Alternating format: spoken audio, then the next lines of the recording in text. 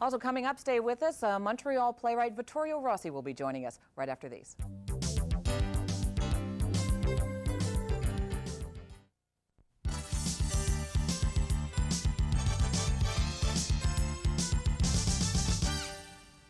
For those of you who think you have to leave home to become a success, think again. Born and bred, it's early yet, isn't it? Born and bred in Montreal, our next guest was the Centaur Theatre's first resident playwright. So this morning, right now, we're going to talk a little bit about English theater in Montreal. Is there enough English theater here in our city? And are you a supporter? And if you are, how often do you really go? What do you think of the quality of the productions in town? Or maybe even you're an aspiring playwright and you're looking for some advice. Give us a call right now at 1-800-363-9995. Our guest this morning was a graduate of James Ling, Dawson, and he has a BFA from Concordia University. And, well, New York has Neil Simon, and Montreal has Vittorio Rossi. Good morning, Vittorio. Good morning. Thank you. The correlation between Neil Simon and Vittorio. I mean, you're not really a comedic writer. We think of Neil Simon as a comedic writer, but I'm thinking more he writes about New York, you write about Montreal. Yeah, I can see the common road there. However, I have been influenced by Neil Simon. Have you? Oh, sure. The way he sets up a laugh and stuff. I mean, one should never underestimate, I think, Neil Simon's work, because I've never just wrote him off as someone who's just does simple, comedies or a series of, one-liners. I've always felt there was a heartfelt, emotions in his work. I find, like, The Odd Couple very moving, actually. It's just that his road in telling the story is actually a funny one. Someone else like Edward Albee would probably make you cry or something. So I've been influenced, yeah. Let's talk about playwriting in general for a moment before we get into the state of English theater. How does it all develop? How does it all happen? Do you wake up one day and say, this is a story? Is this something you've always wanted to do? I'm going to be a playwright? How does it all come about?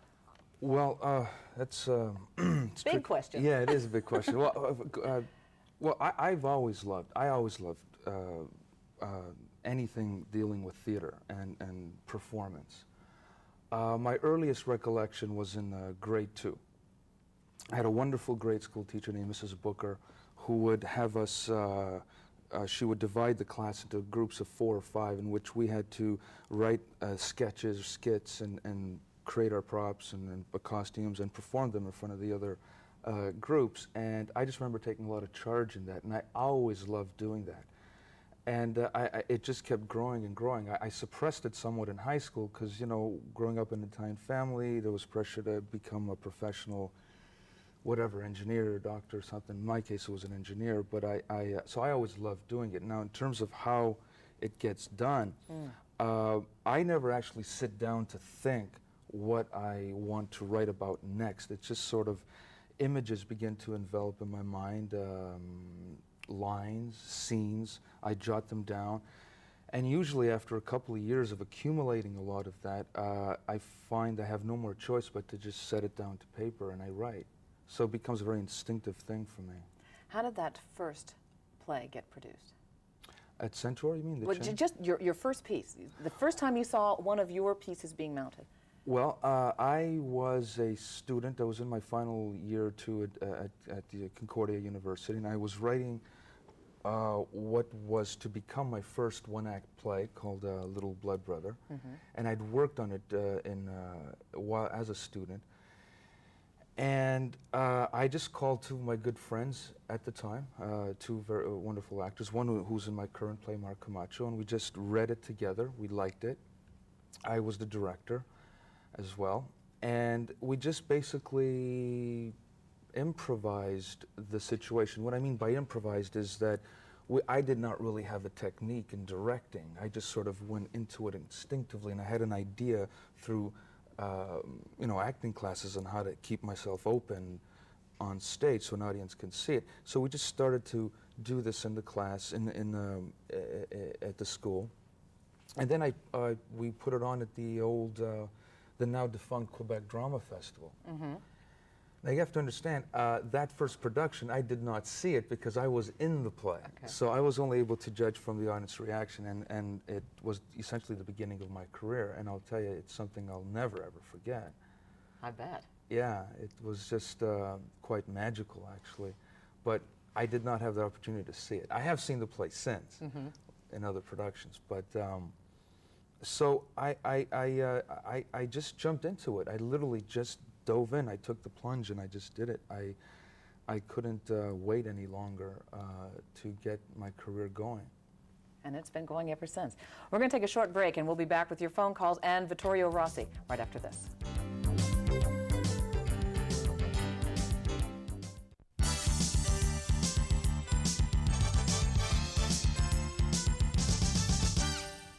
And we're back right now with Montreal playwright Vittorio Rossi. Vittorio, let's go to the phones. Good morning, Brad from Côte St. Luc. You're on the air. Hi. Good morning. I just want to give a little comment. Like, I'm studying acting myself, and I really enjoy it, but I find that there isn't much facilities like there is in New York or like Los Angeles, that there's more out there than here. Like, it's harder for actors to probably have a chance to make it, whereas like, we have to go down there and everything else, and there's like, you know, a few comedy clubs here, but nothing like Toronto. We need theaters. Is that what you're saying? Yeah. Okay. Well, you're absolutely right on that. But that shouldn't stop you from honing your craft. Oh, no, it isn't. It isn't. It's, I'm going straight ahead, and I'm working my way through it, and I'm not giving up for anything. It's not that. I'm saying it's tougher, I think, for a Montrealer. Oh, you're absolutely right. I mean, unfortunately, we don't have the numbers we have, like in, say, Toronto, or definitely not like New York City. But and I feel for what you're saying, because I went through the same thing, and I know many personal friends of mine who are actors who have gone through the same thing as well. But never stop. Don't let that don't let that hinder your progression as a thespian. Well, actually, for me, it's doing the opposite. It's making me go harder so I can make it. Great. You know? That's great. Got to stay hungry. That's what I think people have to realize, but I wish there was more stuff here. You know, I wish there was more facilities here or more things here. Yeah, well, one thing you could also do, did you ever think of just creating, producing your own work? Because that's the way I started off. Oh, there you go. Get a play together and just find a space and never stop. never stop, yeah. Okay, let's continue on the phones. Good morning, Rick. You're on Montreal AM Live. Yes, hello? Good morning. Good morning. Yeah, I have a few comments, though. First of all, I don't agree with the last caller. I think we do have enough theaters. I find it's become more political, if anything. It's not as much as the art form as it did start in, let's say, centuries before. Myself, I am black, and I do write, and I noticed that, of course, we have great places like Black Theater Workshop, but they don't get enough, let's say, enough support, generally. Maybe because we still focus on the middle class, outdated subjects written maybe by only Anglos. But what if we were to actually merge theater with Anglos, maybe, and Francophones, who also have a very decent, strong theatrical field happening here, and maybe more with multicultural people. I think it's very important that we concentrate for the first time instead of continuing talking and you know, lingering on the problem of saying, why don't we have enough theater? We have millions of different plays that come around, that's passed around for the last thousands of, you know, decades and centuries, and I don't see a big difference in that. Well, no, I see your point. I'm assuming the previous caller was referring to the, at least the way I took it, about making a living in the profession. In that sense, I agreed with him, because it's very difficult. I know friends, for instance, I have friends in New York City who can do a number of plays, not necessarily Broadway, but a number of plays during the year and a couple of spots on some TV series a year, and they can actually do okay, not rich, but they can somewhat earn a living at it. Now, This is Quebec, right? I mean, we're not talking about New York. This is Canada. This is absolutely, Quebec, and yeah. we've got to merge. I mean, I find the Francophone side has it together, and this is, I mean, it goes on to a bigger issue, because you're talking maybe even with the media and everything, but, you know, I mean, we've got to really bond more, and maybe if we do that, you know, we can probably support more plays and actually create and produce more and make more things happen instead of separating itself. Listen, I agree with you 100%. I mean, you know, one thing that bugs me in my own personal career is, is when people keep referring to me as, you know, I write plays for Italians, or, you know, and that's silly because, okay, I'm Italian, I'm proud of it, that's fine. I write plays so that I have the right to assume that I can write a play for everyone to come see it, regardless of how specific a particular play may be in terms of Italian, if it's rooted in Italian family drama. One of my heroes at the moment is August Wilson. I don't know if you know his work in the United States, and he influenced me a lot with his plays, particularly concerning my last play called The Last Adam. His culture is very different from mine, and I identified 100% with the struggle of his characters on that set, on the stage when I saw it in his plays in New York. But I agree that there, you know, if you don't, I mean, I don't know if we get much support in the sense that you know, we have, as Canadians, we have to stop referring to each other as, you know, you're just Angle or just this. Yeah, or we're just that. Canadians, and let's let it go at that. You know, I was born here too. Why can't you start referring to me as that? And that I'm not writing for a specific 200,000 Italians that happen to live in Montreal. It's ridiculous. Will you write plays, let's say, with other groups intended, or will you accept directing plays from playwrights? I'm not really a director. I have directed my own plays. In terms of, well, the play that's currently running now at the Centaur is not steeped in Italian themes, so I am sort of venturing out a bit, yeah. Excellent.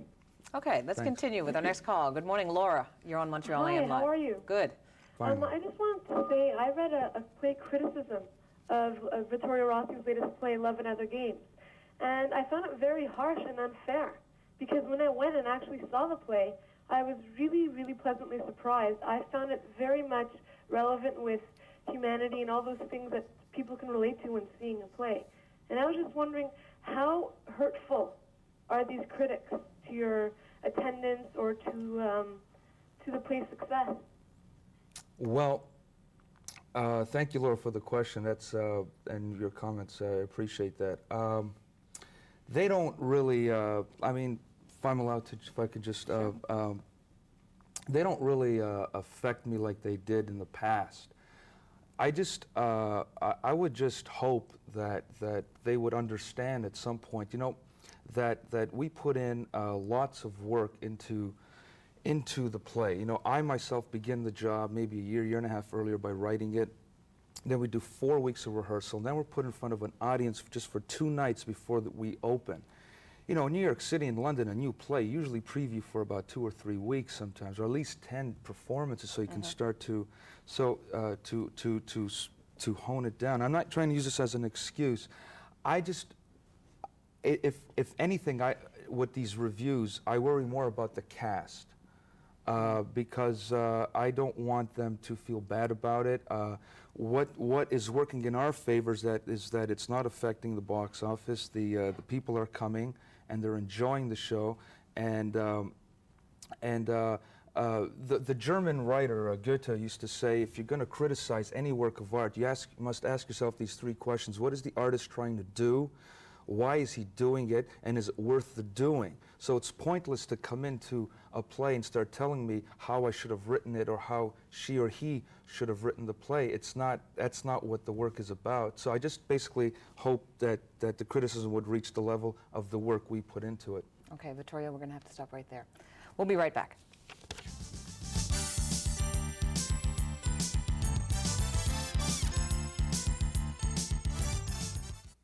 Well, our thanks to Vittorio Rossi for joining us this morning. Vittorio, Love and Other Games continues at the Centaur until Sunday. Yes. Okay, so go out and see it. After that?